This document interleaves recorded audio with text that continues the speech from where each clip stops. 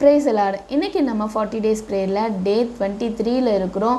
விசுவாசிக்கிறவனுக்கு எல்லாம் கூடும் அப்படின்ற தலைப்பின் கீழே நம்ம ஒவ்வொரு நாளும் பார்த்துட்டு வரோம். ஸோ தலைப்போட வசனத்தை வாசிக்கலாம். மார்க் எழுதின சுவிசேஷம் 9ஆம் அதிகாரம் 23ஆம் வசனம். நீ விசுவாசிக்க கூடுமானால் ஆகும், விசுவாசிக்கிறவனுக்கு எல்லாம் கூடும். ஆமீன். ஸோ இன்னைக்கு இயேசு செய்த அற்புதங்களில் யாரை குறித்து பார்க்க போகிறோம் அப்படின்னா 2 குருடர்கள் அவங்களுக்கு எப்படி கண் பார்வை கிடைச்சது, இதை குறித்து தான் இன்னைக்கு நம்ம பார்க்க போகிறோம்.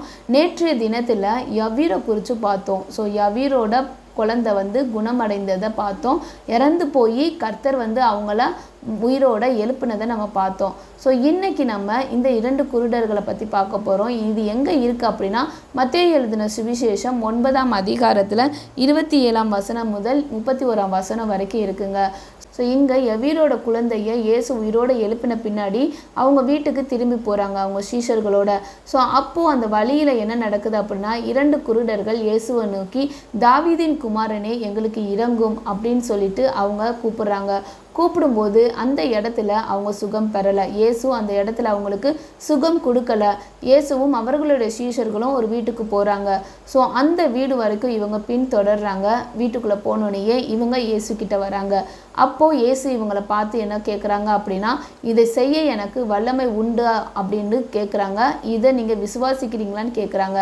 அப்போது அந்த 2 குருடர்களும் சொல்கிறாங்க, ஆம் நாங்கள் விசுவாசிக்கிறோம் அப்படின்னு சொல்லும்போது, ஸோ இப்போது ஏசப்பா அவங்களுடைய கண்களில் தன்னுடைய கரத்தை வச்சு, உங்கள் விசுவாசத்தின்படியே உங்களுக்கு ஆக கடவுது அப்படின்னு சொல்கிறாரு. இவர் சொன்ன உடனே அவங்களுடைய கண் பார்வை திரும்ப கிடச்சிதுங்க. ஸோ உடனே ஏசப்பா அவங்கள பார்த்து சொல்கிறாங்க, என்ன சொல்கிறாங்கன்னா, இதை யாருக்கும் நீங்கள் சொல்லக்கூடாது அப்படின்னு கட்டளை கொடுக்குறாரு. அப்படி இருந்தும் இந்த குருடர்கள் என்ன பண்ணுறாங்க அப்படின்னா, தான் பார்வையடைந்த அற்புதத்தை இந்த தேசம் ஃபுல்லாக என்ன பண்ணாங்கன்னா சொல்ல ஆரம்பித்தாங்க. அவருடைய கீர்த்தி இன்னும் அதிகமாக பரவுச்சுங்க. ஸோ இன்னைக்கு இந்த நிகழ்ச்சியிலேருந்து நம்ம என்ன பார்க்க போகிறோம் அப்படின்னா, ஃபஸ்ட்டு அந்த 2 குருடர்களும் எந்த இடத்துல இருந்து கூப்பிட்றோன்னு அவங்க யோசிக்கலை. ஏன்னா அவங்க போகிற வழி, அந்த வழியில் தனக்கு ஒரு அற்புதம் கிடைக்கணும் அப்படின்னா இடத்த பார்க்காம அவங்க கேட்குறாங்க. கேட்டும் அவங்க என்ன பண்ணுறாங்கன்னா அந்த இடத்துல அவங்களுக்கு அற்புதம் கிடைக்கல. கேட்ட இடத்துல அற்புதம் கிடைக்கல. ஸோ அதுக்காக அவங்க என்ன பண்ணுறாங்கன்னா இயேசு பின்னாடியே போகிறாங்க. இயேசுவை விடவே இல்லை. ஸோ சில பேர் நினைக்கலாம், இயேசு ஏன் எனக்கு செய்யலாம் அப்படின்னு சொல்லிட்டு அந்த இடத்துல இருந்திருக்கலாம், இல்லை இயேசுவை பின்தொடராமல் இருந்திருக்கலாம். ஆனால் தனக்கு ஒரு அற்புதம் வேணும், எனக்கு கண் பார்வை வேணும் அப்படின்னு அவங்க நினச்சதுனால இயேசு பின்னாடியே போகிறாங்க. இயேசு போகிற வீட்டுக்கு இவங்க போகிறாங்க.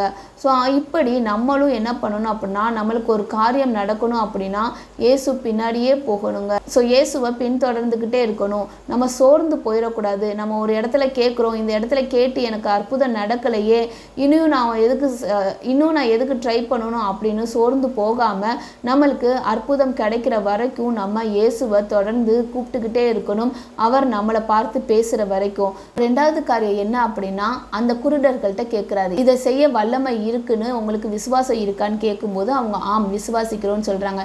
இதை கேட்காமையே கர்த்தர் அற்புதம் பண்ணியிருக்கலாமே, ஏன்னா விசுவாசத்தோட தான் அவங்க அவ்வளோ தூரம் வந்திருக்காங்க. தாவீதின் குமாரனே எனக்கு இறங்கும் அப்படின்னு சொல்லிட்டு நம்புறதுனால தான் கேட்டிருக்காங்க. ஆனால் இங்கே மறுபடியும் ஏன் இந்த கேள்வியை கேட்குறாரு அப்படின்னா, இவங்களுக்காக பேசுறதுக்கு இவங்க தாங்க இருக்கிறாங்க. இவங்ககிட்ட கேட்குறாங்க, விசுவாசிக்கிறியா? ஆம் அப்படின்னு சொல்லும்போது 100% இவங்க விசுவாசிக்கிறாங்களா அப்படின்றத அந்த இடத்துல செக் பண்ணுறாங்க. 1. 2வது என்ன அப்படின்னா, அவங்க வாயில் அறிக்கை இட வைக்கிறாங்க, ஆம் நாங்கள் உங்களை விசுவாசிக்கிறோம் அப்படின்னு சொல்லிட்டு.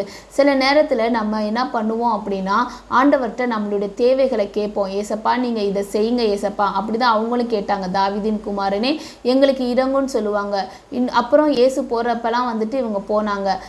இயேசு போகிற இடத்துக்கெல்லாம் போனாங்க. நம்மளும் அனுதினமும் ஏசப்பாவோட சமூகத்தில் உட்காந்து ஏசப்பா எங்களுக்கு செய்யுங்க, ஏசப்பா எங்களுக்கு செய்யுங்க அப்படின்னு நம்மளுடைய தேவைகளை சொல்லுவோம். ஆனால் 100% விசுவாசத்தை கர்த்தர் நீர் எங்களுக்கு செய்வீங்க அப்படின்ற ஒரு நம்பிக்கையை, ஒரு காரியத்தை நம்மளுடைய வாயில் அறிக்கையிடாமல் இருந்திருப்போம்.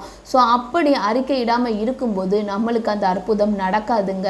ஸோ நம்ம தேவைகளை கேட்போம், ஏசப்பா சமூகத்தில் தான் உட்காருவோம். ஆனால் ஏசப்பா இதை கண்டிப்பாக எனக்கு செய்வீங்க அப்படின்ற ஒரு நம்பிக்கையான விசுவாச அறிக்கை நம்மளுடைய வாயிலிருந்து வராமல் இருக்கிறதே நம்மளோட அற்புதம் நம்ம பெறாமல் இருக்கிறதுக்கு காரணமாக இருக்குங்க. ஸோ நம்ம இன்னைக்கு என்ன பண்ணணும் அப்படின்னா, ஏசப்பா நீங்கள் எனக்குரிய அற்புதத்தை கண்டிப்பாக செய்வீங்க, நான் 100% உங்களை விசுவாசிக்கிறேன், அந்த வல்லமை உங்கள்கிட்ட இருக்குது அப்படின்றத நம்ம வாயினால் அறிக்கை இடும்போது அந்த அற்புதத்தை நம்ம பெற்றுக்கொள்வோங்க. ஸோ 3வது காரியம் என்ன அப்படின்னா, அவங்க எச்சரித்தும் என்ன பண்ணுறாங்கன்னா சுவிசேஷத்தை தனக்கு கிடைச்ச அற்புதத்தை போய் உலகம் எங்கும் சொல்கிறாங்க. ஸோ இயேசு சொல்லாதீங்கன்னு சொல்லும் போதே அவங்க என்ன பண்ணுறாங்கன்னா போய் சொல்கிறாங்க. ஏன்னா அவங்களுக்கு கிடைச்ச சந்தோஷம் அற்புதம் அதை அவங்க கிட்ட வந்து தக்க வச்சு கொண்டே இருக்க முடியலை. அதே போல நம்ம என்ன பண்ணணும் அப்படின்னா, ஸோ நம்மளுக்கு நடந்த சாட்சியை சொல்லி எல்லாரிடத்துலையும் ஏசப்பாவோட நாமத்தை மகிமைப்படுத்தணும். சுவிசேஷம் கண்டிப்பாக சொல்லணுங்க.